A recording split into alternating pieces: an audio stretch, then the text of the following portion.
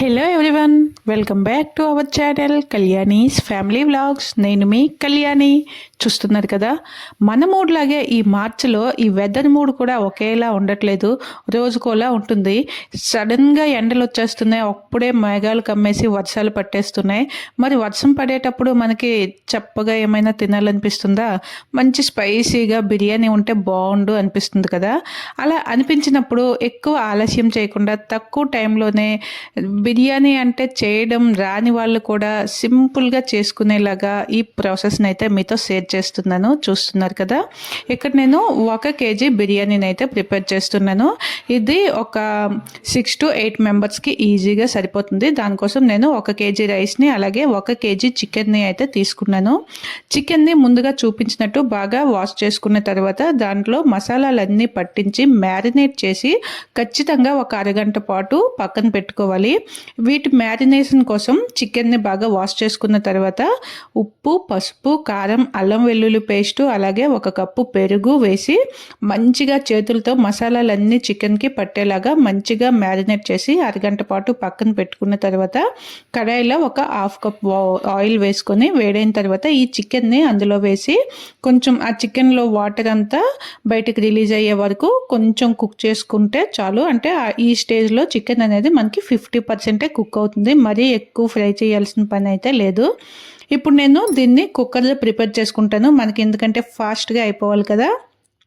దీంట్లో కూడా కొంచెం ఆయిల్ వేసుకొని బాగా వేడైన తర్వాత మనకి బిర్యానీ కోసం అవసరమైన బిర్యానీ స్పైసెస్ ఉంటాయి కదా, వాటన్నింటినీ ముందుగానే తీసి పెట్టుకున్నాను. వాటన్నింటినీ కూడా ఆయిల్లో వేసి కొంచెం ఫ్రై అయిన తర్వాత నిలువుగా కట్ చేసుకున్న ఉల్లిపాయ అలాగే పచ్చిమిరపకాయ ముక్కల్ని కూడా వేసి ఇవన్నీ మంచిగా ఫ్రై అయ్యాక ఒక 3 నుంచి 4 టేబుల్ స్పూన్ల అల్లం వెల్లుల్లి పేస్ట్ని కూడా వేసుకోవాలి.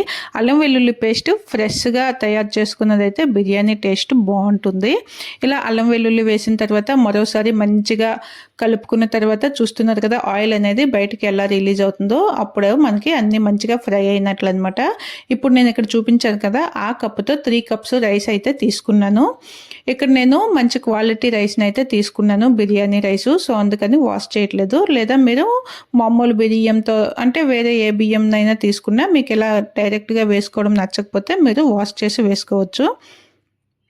ఇలా బియ్యం వేసి మరోసారి మంచిగా కలిపిన తర్వాత ఇక్కడ మనకి అవసరమైన మసాలాలు అంటే కొంచెం అంత పసుపు అలాగే ఉప్పు ఇంకా కొంచెం కలర్ కోసం కారం కూడా వేసి వీటన్నింటిని కూడా మరోసారి మంచిగా కలుపుకోవాలి. చూస్తున్నారు కదా, ఇలా బాగా మిక్స్ చేసుకున్న తర్వాతే మనకి అంటే కలర్ అనేది ఎలా కనిపిస్తుందో మనకి ఇప్పుడు వచ్చిన కలర్ బట్టి మనకి ఆఫ్టర్ బిర్యానీ కలర్ కూడా మనం అంటే ఇమాజిన్ చేసుకోవచ్చు ఎంత బాగా వస్తుందో.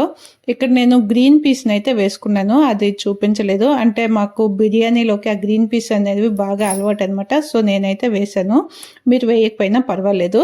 తర్వాత మనం ముందుగా మ్యారినేట్ చేసి అలాగే ఫ్రై చేసి పెట్టుకున్న చికెన్ ఉంది కదా, ఆ చికెన్ని కూడా ఈ రైస్లోనే వేసేసుకొని మరోసారి అంతా మిక్స్ చేసుకున్న తర్వాత నేను ఏ కప్పుతో అయితే రైస్ తీసుకున్నాను అంటే 3 కప్స్ రైస్కి 6 కప్స్ వాటర్ అయితే తీసుకున్నాను. ఇక్కడ నేను కరెక్ట్గా 6 కప్సే వేసుకున్నాను, ఎందుకంటే నేను రైస్ని డ్రైగా వేసుకున్నాను కదా. మీరు ఒకవేళ వాష్ చేసుకుంటే వాటర్ అంతా బాగా వడకట్టిన తర్వాత రైస్ వేసుకోండి, లేదా వాటర్తో పాటు వేసుకుంటే మీరు వాటర్ని కొంచెం తగ్గించుకొని వేసుకోవాలి. బిర్యానీ మసాలా లేదంటే గరం మసాలా ఏది ఉంటే దాన్ని 1 స్పూన్ వేసుకోవాలి. వేసుకున్న తర్వాత ఫైనల్గా పైన మంచి నెయ్యి అనేది వేసుకుంటే మనకి బిర్యానీ ఫ్లేవరు అలాగే ఇది ఉడికిన తర్వాత అంటే మనకి ఆ రైస్ ఉంటుంది కదా చక్కగా పొడి పొడిలాడుతూ విడివిడిగా చాలా మంచిగా వస్తుంది.